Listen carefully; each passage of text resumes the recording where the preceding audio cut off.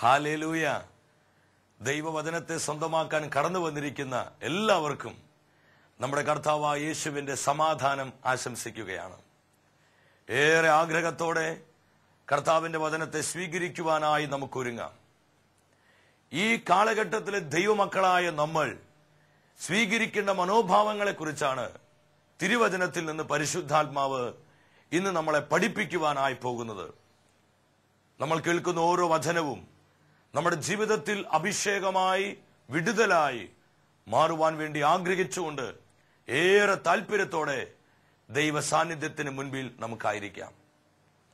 പ്രിയ ദൈവമക്കളെ, സാമുവേൽ പ്രവാചകന്റെ 1-ാം പുസ്തകം 16-ാം അധ്യായം 7-ാം തിരുവചനത്തിൽ ദൈവമായ കർത്താവ് തന്റെ പ്രവാചകനായ സാമുവേലിനെ നോക്കിക്കൊണ്ട് പറയുന്നൊരു കാര്യമുണ്ട്.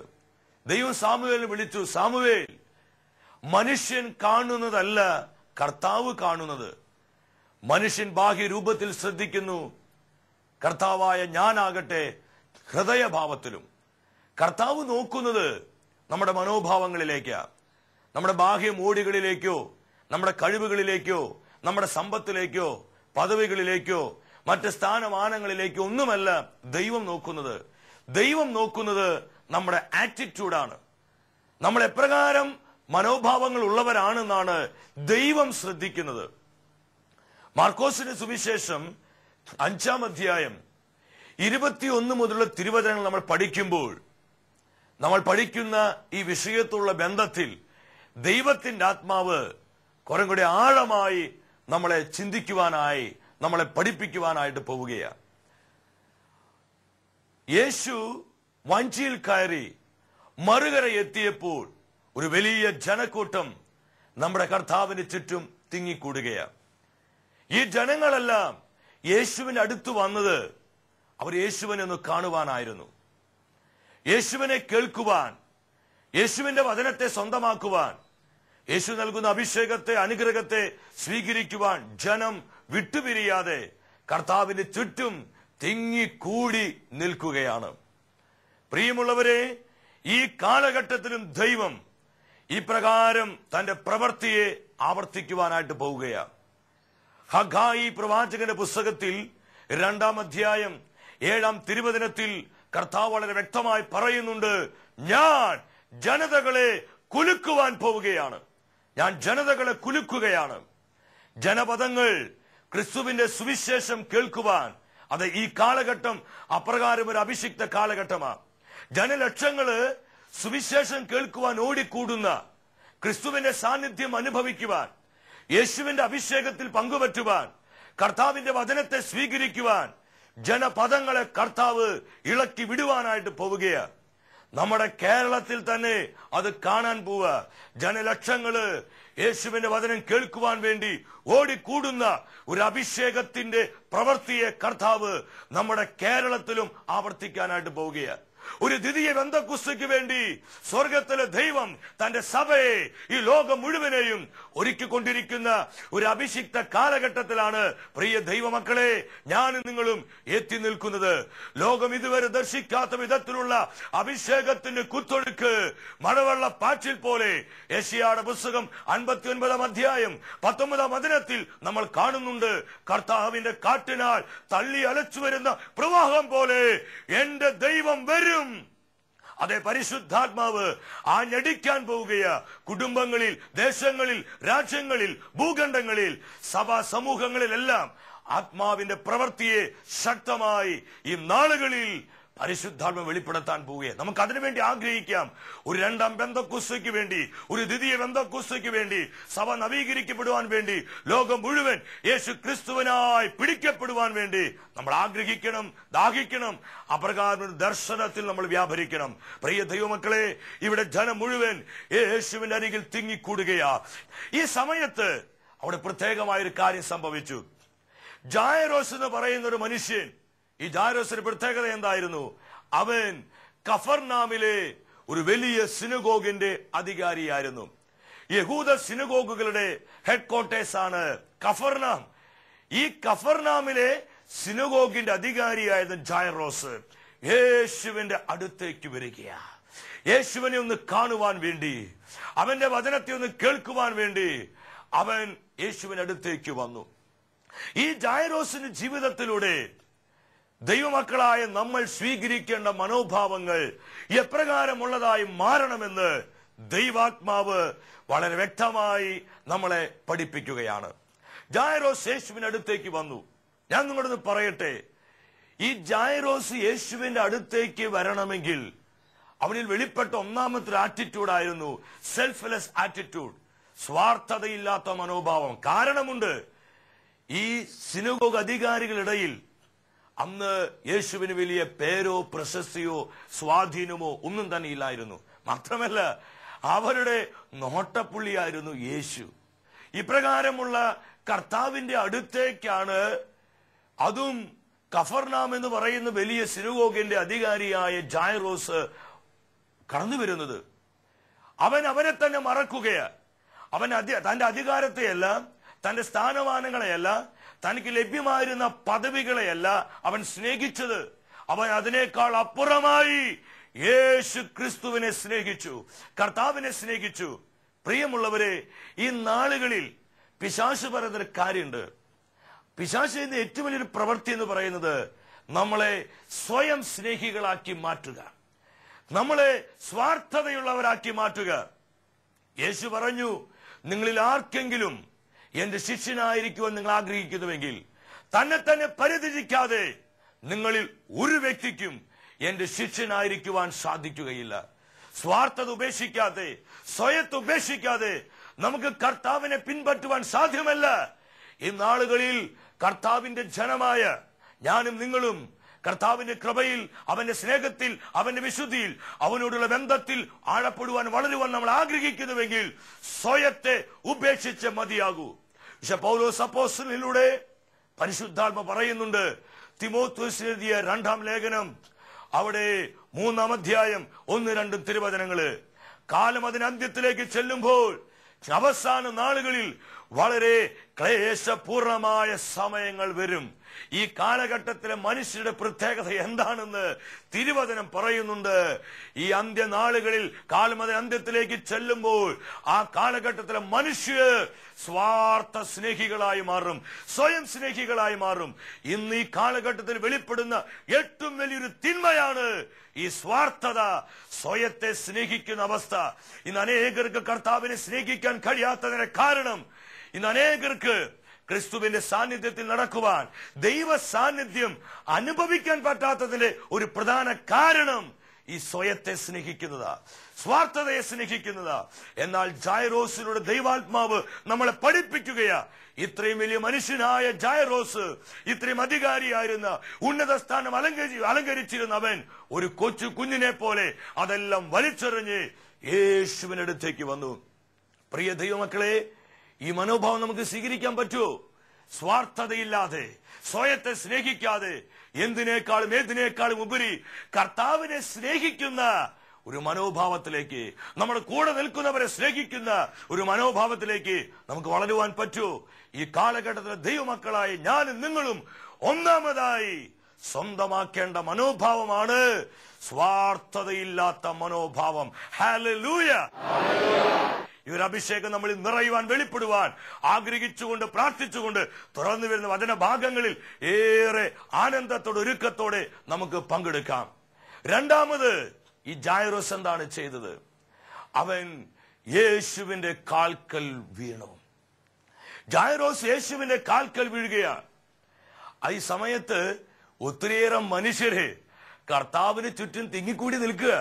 ഈ നിൽക്കുന്ന സമയത്താണ് ജായിറോസ്, ഇത്രയും അധികാരിയായിരുന്ന ജായിറോസ് യേശുവിന്റെ കാൽക്കൽ വീഴുന്നത്. അവൻ ചിന്തിച്ചു, ജനം എന്ത് വേണമെങ്കിലും ചിന്തിക്കട്ടെ, നാട്ടുകാർ എന്ത് വേണമെങ്കിലും ചിന്തിക്കട്ടെ, തനിക്ക് പ്രിയപ്പെട്ടവര്, താൻ അറിയുന്നവരൊക്കെ ആ കൂട്ടത്തിലുണ്ട്, അവരെന്ത് വേണമെങ്കിലും ചിന്തിച്ചോട്ടെ. കാരണം അതിനേക്കാൾ എനിക്ക് പ്രിയപ്പെട്ടവനാണ്, എനിക്ക് വിലപ്പെട്ടവനാണ് എന്റെ യേശു.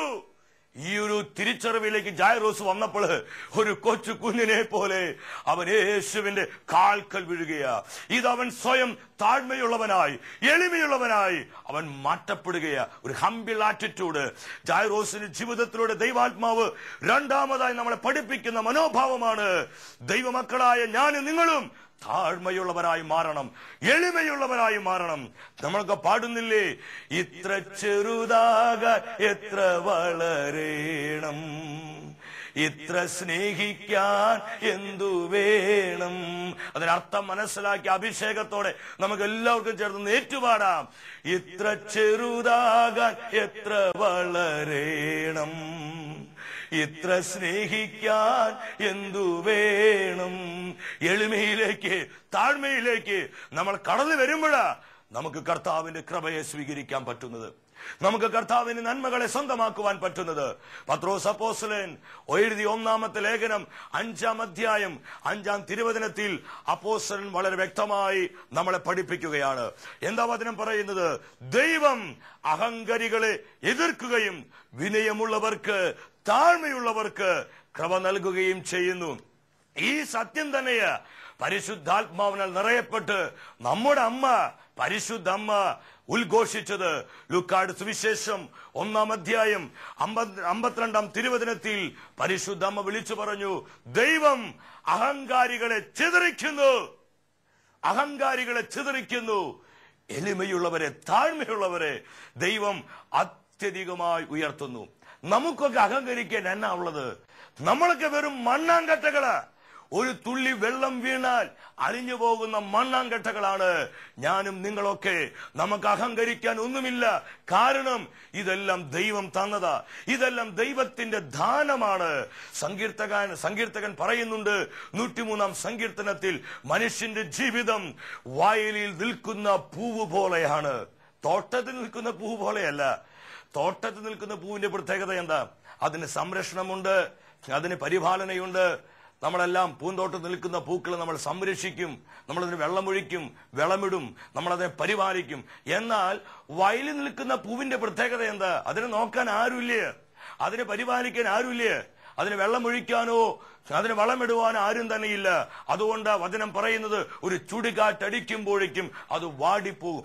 അത്ര നശ്വരമാണ്, അത്ര ക്ഷണികമാണ് എന്റെയും നിങ്ങളുടെയും ജീവിതം. നമുക്കൊന്നും അഹങ്കരിക്കാനായിട്ട് ഒന്നുമില്ല. നമ്മൾ താഴ്മയുള്ളവരായി മാറണം, വിട്ടുകൊടുക്കുവാൻ, സ്വയം ചെറുതാകുവാൻ, ബലിയായി മാറുവാൻ എനിക്കും നിങ്ങൾക്കും സാധ്യമായെങ്കിൽ മാത്രമേ നമ്മിലൂടെ യേശു വെളിപ്പെടുകയുള്ളൂ. ഹല്ലേലൂയ! ക്രിസ്തുവിന്റെ സാന്നിധ്യം നമ്മുടെ കുടുംബങ്ങളിൽ, ജീവിതങ്ങളിൽ, സഭയിൽ, സമൂഹങ്ങളിൽ വെളിപ്പെടണമെങ്കിൽ ഞാനും നീയും ഇല്ലാതായി മാറണം. നമ്മൾ താഴ്മയുള്ളവരാകണം. എങ്കിൽ നമ്മുടെ ഉള്ളിൽ വസിക്കുന്ന ദൈവത്തിന്റെ സാന്നിധ്യം അധികമായി വെളിപ്പെടുവാൻ തുടങ്ങും. ക്രിസ്തീയത എന്താണെന്ന്, എന്താണ് ക്രിസ്ത്യാനിറ്റി എന്ന് നമ്മുടെ കർത്താവ് തന്നെ നമ്മളെ പഠിപ്പിച്ചു. മറ്റാരുമല്ല, യേശു തന്നെ നമ്മളെ പഠിപ്പിച്ചത്. യോഹന്നാന്റെ സുവിശേഷം 13-ാം അധ്യായം 3-4 തിരുവചനങ്ങളിലേക്ക് നമ്മൾ കടന്നു വരുമ്പോൾ നമുക്കവിടെ കാണുവാൻ കഴിയും. വചനം പഠിപ്പിക്കുക, പിതാവായ ദൈവം സകല അധികാരവും ആധിപത്യവും തന്റെ കൈകളിൽ ഏൽപ്പിച്ചിരിക്കുന്നു എന്ന് യേശു അറിഞ്ഞിരിക്കെ, സ്വർഗത്തിലും ഭൂമിയിലും പാതാളത്തിലുമുള്ള സകല അധികാരവും പിതാവ് തന്റെ കരങ്ങളിൽ ഏൽപ്പിച്ചിരിക്കുന്നുവെന്ന് യേശു അറിഞ്ഞിരിക്കെ എന്താണ് നമ്മുടെ കർത്താവ് ചെയ്തത്? വചനം പറയാ, അവൻ മേലങ്കി മാറ്റി അരയിൽ ഒരു കച്ച ചുറ്റി ഒരു അടിമയെ പോലെ തന്റെ പ്രിയപ്പെട്ട ശിഷ്യന്മാരുടെ പാദങ്ങൾ കഴുകുവാൻ, ആ കഴുകിക്കൊണ്ട് ചുംബിക്കുവാൻ യേശു തുടങ്ങുകയാ.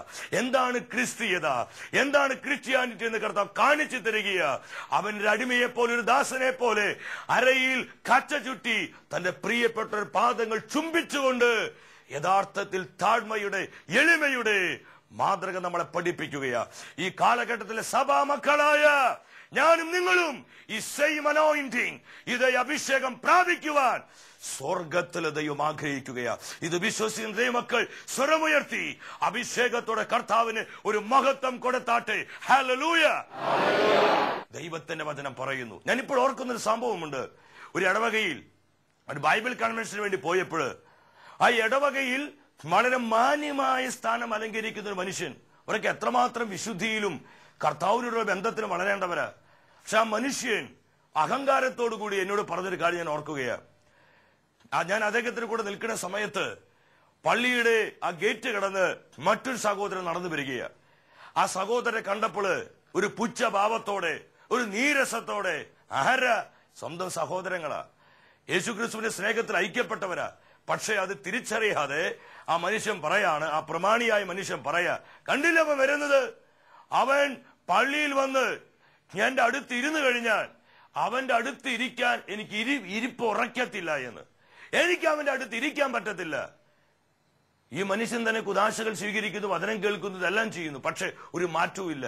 കാര്യം ചോദിച്ചറിഞ്ഞു വന്നപ്പോഴാ ഒരു നിസ്സാര കാര്യത്തിന് വേണ്ടി തുടങ്ങിയ പിണക്ക. പക്ഷെ വിട്ടുകൊടുക്കാൻ തയ്യാറല്ല, സ്വയം താഴുവാൻ തയ്യാറല്ല, ചെറുതാകാൻ തയ്യാറല്ല. എവിടെയാ ദൈവമക്കളെ ദൈവത്തിന്റെ സാന്നിധ്യം വെളിപ്പെടുക? ഇങ്ങനെയുള്ള മേഖലകളിൽ എങ്ങനെയാ കർത്താവ് ചലിക്കുക? കർത്താവ് ഇടപെടില്ലേ, കർത്താവ് പ്രവർത്തിക്കില്ലേ? കാരണം കർത്താവിന്റെ ക്യാരക്ടർ, അവൻ എളിമയുള്ളവനാ. അതാണ് പൗലോസ് പഠിപ്പിച്ചത്. ദൈവത്തോടുള്ള സമാനത നിലനിർത്തേണ്ട കാര്യമായി പരിഗണിക്കാതെ തന്റെ സകല മഹത്വം ഉപേക്ഷിച്ച് ദാസന്റെ രൂപം സ്വീകരിച്ച് അവൻ മനുഷ്യനായി ലോകത്തിലേക്ക് വന്നു. പൗലോസ് പറഞ്ഞു, ഫിലിപ്പിക്കാർക്ക് ഇത് ലേഖനം 2:5 ക്രിസ്തുവിനുണ്ടായിരുന്ന ഈ മനോഭാവം നമുക്കുമുണ്ടാകട്ടെ. പ്രിയമുള്ളവരെ, നമുക്ക് വേണ്ടത് ക്രിസ്തുവിന്റെ ആകൃതിയല്ല, നമുക്ക് വേണ്ടത് ക്രിസ്തുവിന്റെ മനോഭാവമാണ്. യേശു ക്രിസ്തുവിന്റെ മനോഭാവത്തിൽ വളരുന്നവരായി കർത്താവിന്റെ ജനം മാറണം. ജായിറോസിന്റെ ജീവിതത്തിലൂടെ രണ്ടാമതാണ് പരിശുദ്ധാത്മ പഠിപ്പിക്കുന്നത്, താഴ്മയുള്ളവരായി മാറുക.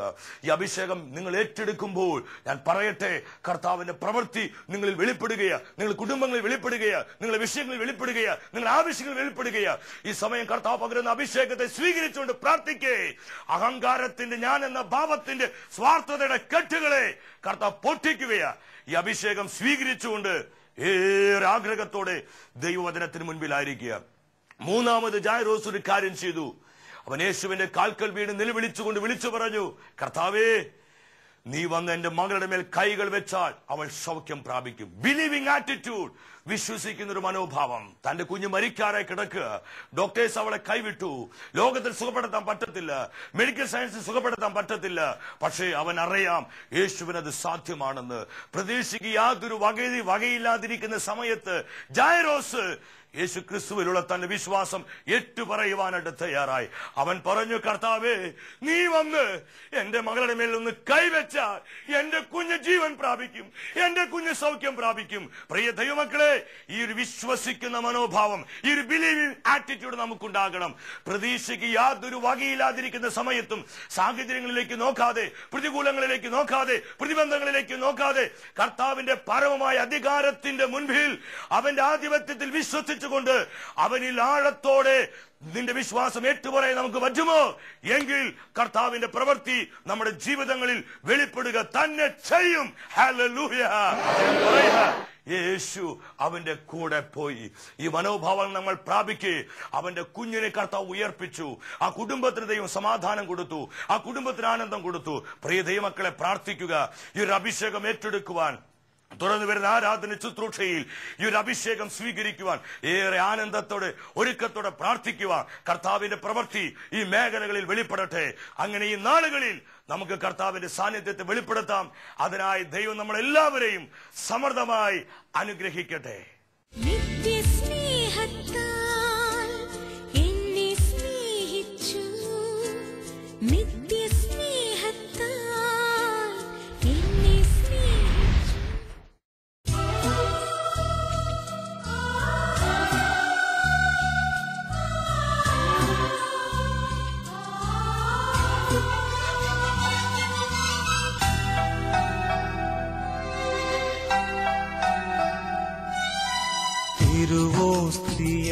എന്നിലണയും സ്നേഹം, ദൈവസ്നേഹം, അകതാരിലലിയാൻ വരുന്നു. സ്നേഹം എന്റെ ഈശോ,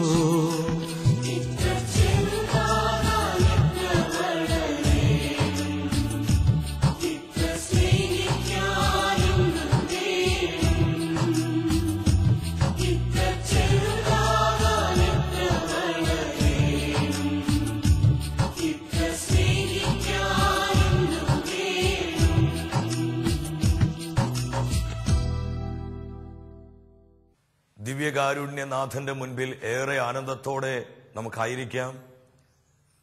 പരിശുദ്ധ കുർബാനയായി നമ്മുടെ മധ്യേ കടന്നു വന്നിരിക്കുന്ന കർത്താവിനെ വിശ്വാസത്തോടെ നമുക്ക് ആരാധിക്കാം. കർത്താവിന്റെ വചനത്തിലൂടെ ദൈവാത്മാവിൽ നമ്മളെ പഠിപ്പിച്ചു, മനുഷ്യൻ കാണുന്നതല്ല കർത്താവ് കാണുന്നത്. കർത്താവ് നോക്കുന്നത് നമ്മുടെ മനോഭാവങ്ങളിലേക്കാണ്, നമ്മുടെ ഹൃദയഭാവത്തിലേക്കാണ്. ഏറെ ആഗ്രഹത്തോടെ പ്രാർത്ഥിക്കാം. യേശുക്രിസ്തുവിന്റെ മനോഭാവത്തിൽ വളരുന്നവരായി, യേശുവിന്റെ മനസ്സറിഞ്ഞുകൊണ്ട് ക്രിസ്തുവിന്റെ മനസ്സായി നമ്മുടെ ജീവിതങ്ങൾ മാറ്റപ്പെടുവാനുള്ള കൃപയ്ക്കു വേണ്ടി ഈ ആരാധന നിമിഷങ്ങളിൽ ഹൃദയനുറുക്കത്തോടെ പ്രാർത്ഥിക്കാം. ഇന്ന് അനേകം ജീവിതങ്ങളിൽ കർത്താവ് ഇടപെടാതെ പോകുന്നതിന് കാരണം, ഇന്ന് പലപ്പോഴും നമ്മുടെ പ്രാർത്ഥനാ വിഷയങ്ങളിലേക്ക് കർത്താവ് മറുപടി നൽകാത്തതിന് കാരണം, ഈ കാലഘട്ടത്തിലെ ദൈവമക്കളായ നമ്മൾ എപ്രകാരമുള്ള മനോഭാവത്തിൽ വളരണമെന്ന് വചനത്തിലൂടെ കർത്താവ് പഠിപ്പിച്ചു. ഏറെ ആഗ്രഹത്തോടെ പ്രാർത്ഥിക്കാം. യേശുവിന്റെ മനോഭാവത്തിൽ വളരുവാൻ, അവന്റെ ചിന്തകളിൽ വളരുവാനുള്ള കൃപയ്ക്കു വേണ്ടി പ്രാർത്ഥിക്കാം. നമ്മുടെ കുടുംബങ്ങളിൽ, വ്യക്തി ജീവിതങ്ങളിൽ, നമ്മുടെ സമൂഹങ്ങളിലെല്ലാം ക്രിസ്തുവിന്റെ ഈ അഭിഷേകം വ്യാപരിക്കട്ടെ. പൗലോസ് അപ്പോസ്തലൻ പറഞ്ഞു, യേശു ക്രിസ്തുവിനുണ്ടായിരുന്ന ഈ മനോഭാവം നിങ്ങൾക്കും ഉണ്ടാകട്ടെ. ഏറെ ആഗ്രഹത്തോടെ പ്രാർത്ഥിക്കാം. ഇരു കരങ്ങളും കർത്താവിന്റെ മുൻപിലേക്ക് യാചനാപുറം നീട്ടിപ്പിടിച്ച് പ്രാർത്ഥിക്കാം. കർത്താവേ, ഈ നിന്റെ മനോഭാവം ഞങ്ങൾക്ക് നൽകണമേ. ദൈവിക സ്വഭാവത്തിൽ വളരുവാൻ, ദൈവിക നന്മകളിൽ വളരുവാൻ ഞങ്ങളെ നീ അഭിഷേകം ചെയ്യണമേ. നമുക്ക് ആഗ്രഹിച്ചുകൊണ്ട് പ്രാർത്ഥിക്കാം. സ്വയത്തെ പരിത്യജിച്ച് സകല സ്വാർത്ഥതയുടെ കെട്ടുകളെയും പൊട്ടിച്ച് യേശുക്രിസ്തുവിന്റെ യഥാർത്ഥ സാന്നിധ്യങ്ങളായി ഈ നാളുകളിൽ മാറുവാൻ വേണ്ടി പ്രാർത്ഥിക്കുക. സ്വാർത്ഥതയുടെ, സ്വയത്തിന്റെ, അഹങ്കാരത്തിന്റെ, ഞാനെന്ന ഭാവത്തിന്റെ എല്ലാ അടിമത്തങ്ങളും തകരട്ടെ. കൂടുതൽ താഴ്മയിലേക്കും എളിമയിലേക്കും കടന്നു വരുവാനുള്ള അഭിഷേകം നമ്മളിൽ നിറയട്ടെ, വെളിപ്പെടട്ടെ. പരിശുദ്ധ അമ്മയെ പോലെ താഴ്മയുള്ളവരായി, അത് അപ്പോസ്തലന്മാരെ പോലെ, വിശുദ്ധരെ പോലെ എളിമയുള്ളവരായി, യേശുവിന്റെ സ്നേഹത്തിൽ ഐക്യപ്പെട്ട ജീവിതങ്ങളായി നമ്മുടെ ജീവിതങ്ങൾ മാറ്റപ്പെടുവാൻ, കുടുംബങ്ങൾ മാറ്റപ്പെടുവാൻ ആഗ്രഹിച്ചുകൊണ്ട് പ്രാർത്ഥിക്കാം. ഇരു കരങ്ങളും കർത്താവിന്റെ മുൻപിലേക്ക് നമുക്ക് ഉയർത്തിപ്പിടിച്ച് വിശ്വാസത്തോടെ പ്രാർത്ഥിക്കാം. കർത്താവേ, ഞങ്ങളെ താഴ്മയുള്ളവരാക്കി മാറ്റണമേ, എളിമയുള്ളവരാക്കി മാറ്റണമേ. എളിമയെന്ന പുണ്യത്തിൽ വളരുവാൻ, ദൈവിക സ്വഭാവത്തിൽ വളരുവാൻ, പരിശുദ്ധാത്മാവിന്റെ ഫലങ്ങളിൽ വളരുവാൻ ഞങ്ങൾ അഭിഷേകം ചെയ്യണമേ. ഞങ്ങളുടെ കുടുംബങ്ങൾ അഭിഷേകം ചെയ്യണമേ. ഞങ്ങളുടെ സമൂഹങ്ങൾ അഭിഷേകം ചെയ്യണമേ. ഞങ്ങളുടെ ബന്ധങ്ങൾ അഭിഷേകം ചെയ്യണമേ. ആഗ്രഹിച്ചുകൊണ്ട് കരങ്ങൾ ഉയർത്തി വിശ്വാസത്തോടെ യേശുവിനെ വിളിച്ച് പ്രാർത്ഥിക്കേ.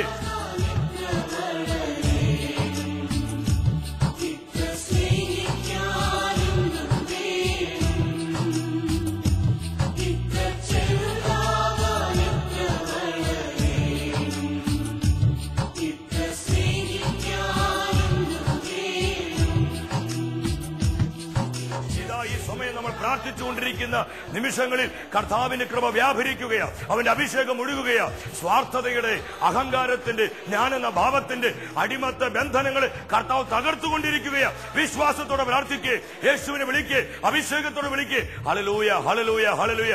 അഭിഷേകം ചെയ്യണമേ, വിശുദ്ധീകരിക്കണമേ, ശക്തീകരിക്കണമേ. ആരാധന, ആരാധന, ആരാധന.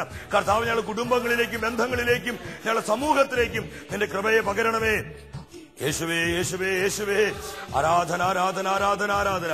ക്രിസ്തുവിന്റെ മനോഭാവത്തിൽ വളരുവാൻ, ദൈവത്തിന്റെ സ്വഭാവത്തിൽ വളരുവാൻ, ദൈവിക നന്മകളിൽ പങ്കുവെച്ച് വളരുവാൻ ഞങ്ങൾ അനുഗ്രഹിക്കണമേ. യേശുവേ നന്ദി. Hallelujah, hallelujah. ആരാധന, ആരാധന, ആരാധന.